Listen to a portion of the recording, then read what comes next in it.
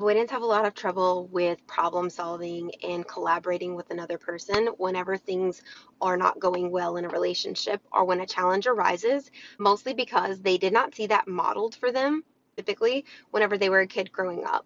What they saw instead was that they needed to be emotionally responsible for one of their parents, especially if it was the parent who was very overwhelmed with their own emotions, and they didn't see a lot of emotional regulation. And so they were like, I will never be all of this because this is so much. So instead, I'm just going to shut down my emotions because at least I'm not doing that stuff, the overwhelm and the explosions of emotions. And so that's now their go-to default response whenever something overwhelming is happening.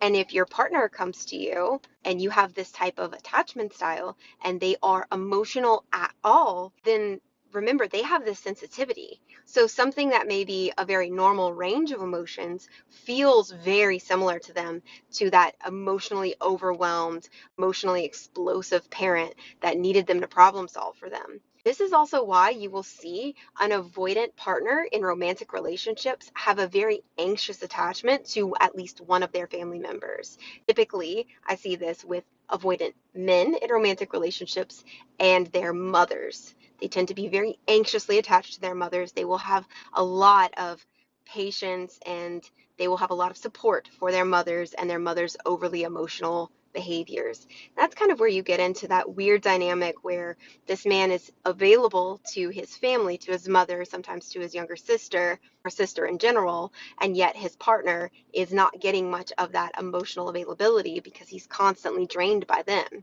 And he's now given away the emotional energy he had in a relationship where really, as adults, it's their responsibility to fulfill their own emotional needs. And if they have a partner, they should be going to their partner for those needs, not their son or brother.